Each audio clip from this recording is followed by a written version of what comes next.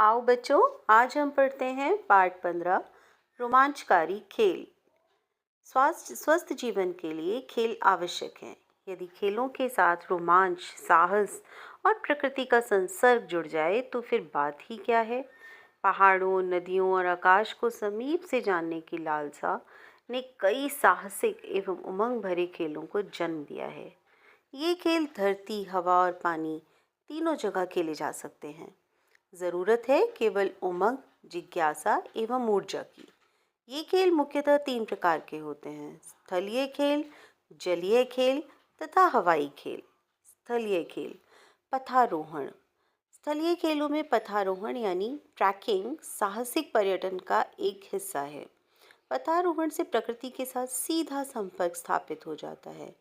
पहले जब यातायात के अधिक साधन उपलब्ध नहीं थे, लोग पैदल यात्राएं करके प्रकृति के कण कण से परिचय प्राप्त कर लेते थे। आज की सुविधापूर्ण जिंदगी में पथारोहण इतना कम हो गया है कि लोग इसे एक क्रीड़ा या शौक के रूप में स्वीकार कर रहे हैं। उत्तरी भारत की धरती पथारोहियों के लिए आदर्श एवं रोमांचकारी है। यहाँ पथारोहण के कई सुरम्य पथ हैं, जिन पर प्रतिवर्ष भारी संख्या में उत्साही लोग ट्रैकिंग करते हैं। जिनमें से मुख्य है केदारनाथ, वासुकी ताल, गंगोत्री, नंदनवन, तपोवन, जोशीमठ, गोविंद घाट, हेमकुंड, तवा घाट, पांगू, नारायण आश्रम आदि। पिंडारी ग्लेशियर, मिलन ग्लेशियर, कफनी ग्लेशियर, ओम पर्वत आदि अनेकों ऐसे स्थान हैं जहां पथारोहण का भरपूर आनंद लिया जा सकता है।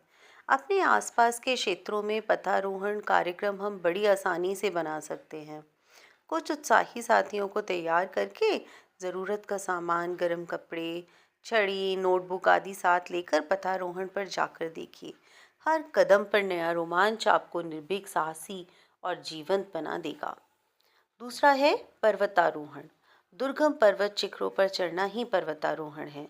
पर्वतारोहण से पहले शिलारोहण का अभ्यास करना और प्रशिक्षण लेना उपयोगी होता है। चट्टानों पर चढ़ने के लिए दक्षता, कौशल, तत्परता, सजगता और साहस की आवश्यकता होती है। पर्वतारोहण के लिए पर्वतारोहण संस्थान से प्रशिक्षण लेना अनिवार्य है। नेहरू पर्वतारोहण संस्थान और नैनीताल उचित समय का चुनाव करके पथ प्रदर्शक के निर्देशानुसार आवश्यक सामान, पिट्ठू, स्लीपिंग बैग, धूप का चश्मा, प्राथमिक चिकित्सा का सामान, ट्रैकिंग के जूते, नोटबुक एवं गाइड मैप आदि साथ ले जाना ना भूलें। मार्ग की कठिनाइयों को जीवन के नए अनुभव मानकर डायरी में संजो लें। फिर देखिए, दुर्गम चोटियों पर पहुंचते पहुंचते आपकी थकान किस प्रकार आनंद और ऊर्जा में बदल जाती है। पर्वतारोहण में केवल व्यक्तिगत आनंद ही प्राप्त नहीं होता, वरन ऊंची चोटियों पर विजय प्राप्त करने वाले पर्वतारोहियों को मान सम्मान, ख्याति एवं देश का नाम उज्जवल करने का पुनीत गौरव भी मिलता है। तीसरा है स्कीइंग। स्थलीय साहसिक खेलों में स्कीइंग सबसे अधिक लोकप्रिय खेल है। जोशीमठ के निकट स्थित औली का मैदान स्कीइंग का विश्व प्रसिद्ध स्थान है। बर्फ से भरी है ढलान दुनिया भर के साहसी खिलाड़ियों के लिए आनंद और उल्लास भरी क्रीड़ाओं के द्वारा खोल देती है। निर्मल बर्फीली ढालों पर स्कीइंग करने वाले खिलाड़ियों के लिए सबसे उत्तेजक क्रिया होती है ऊंची कूद। यह क्रिया विभिन्न प्रकार की ढलानों पर संभव हो पाती है। इस खेल में भाग लेने के लिए आवश्यकता होती है ski runner, binding, skiing shoes, ice stick, बर्फ में पहना जाने वाला चश्मा, दस्ताने व मंकी कैप। बर्फ में फिसलने, कूदने और अपार सौंदर्य को अपने में समेटने का यह सुनहरा अवसर। अब आती हैं जलीय क्रीड़ाएं। जलीय क्रीड़ाओं के क्षेत्र में उत्तरी भारत पर तो प्रकृति ने मुक्त हस्त से अपना खजाना लुटाया है।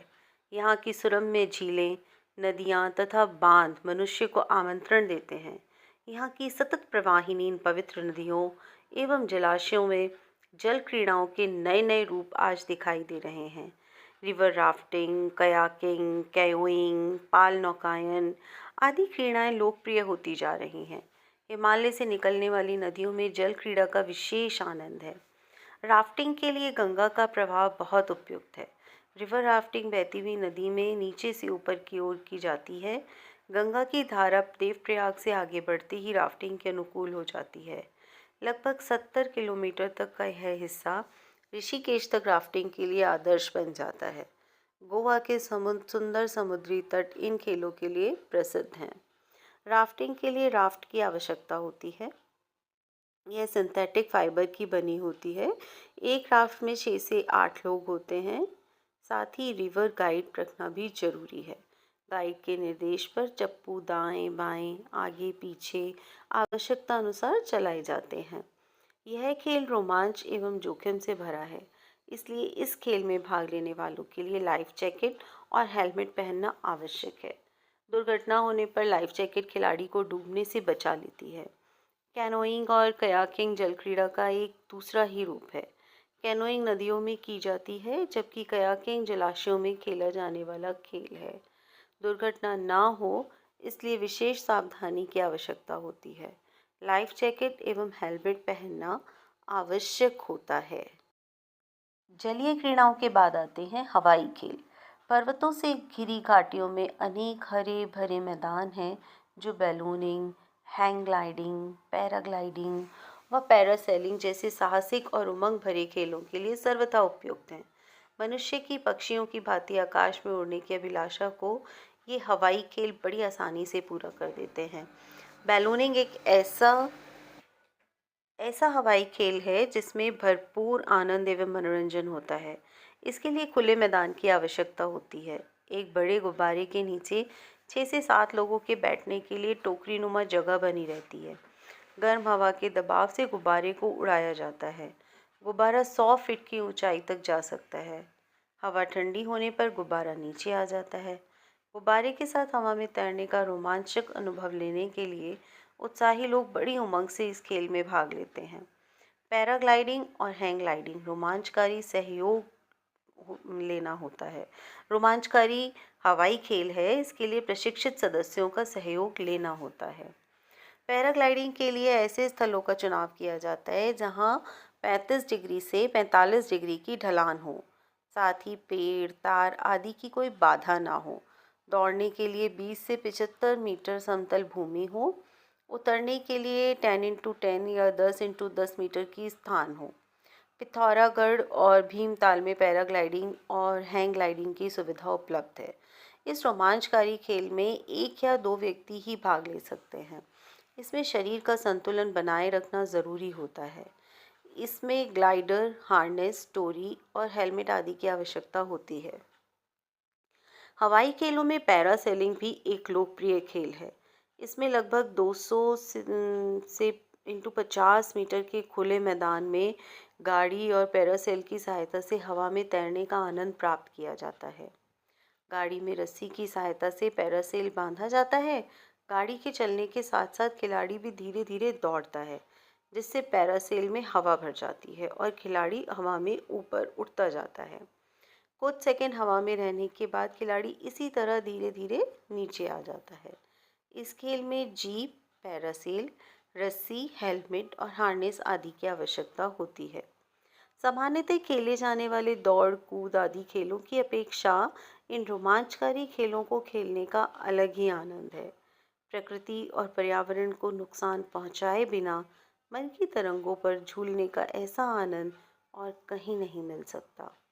ज्यों-ज्यों इन खेलों की ओर रुचि बढ़ती जाती है, त्यों-त्यों प्रकृति की विराटता, उदारता और वरदानों को परखने की समझ भी विकसित होती जाती है। इनसे साहस, उमंग, ऊर्जा, निर्भरता, तत्परता, सदाशिता और मैत्री के भाव जीवन के अनिवार्य अंग बन जाते हैं। ये